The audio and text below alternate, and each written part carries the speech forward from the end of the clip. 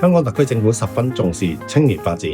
我哋嘅願景咧係培育青年成為愛國愛港、具備世界視野、有抱負同埋具正向思維嘅新一代，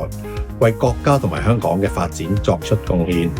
為咗進一步鼓勵香港嘅青年認識國家同埋世界咧，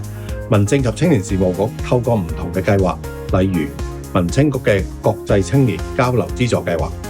民青局嘅聯合國義工實習計劃，同埋我哋嘅企業內地同埋海外暑期實習計劃等等呢啲唔同嘅計劃咧，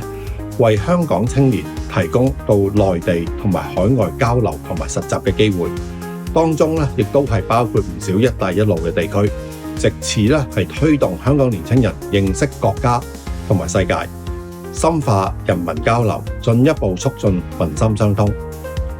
我同唔少去過一帶一路地區實習同埋交流嘅青年見過面，其中一位實習生令我印象特別深刻。佢係一位本地嘅大學畢業生，參加咗我哋民青局嘅聯合國義工實習計劃，去到泰國曼谷嘅聯合國開發計劃處實習。喺實習期間嘅表現非常之出色。喺完成半年嘅實習之後咧，佢係成功獲聘係聯合國成為佢嘅全職員工，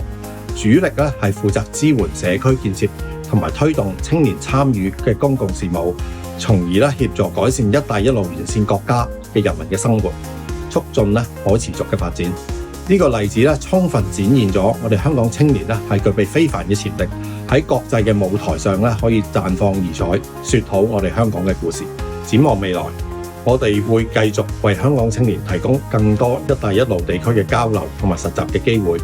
等佢哋加深認識同埋掌握一帶一路嘅發展機遇，同時推動人民交流、民心相通。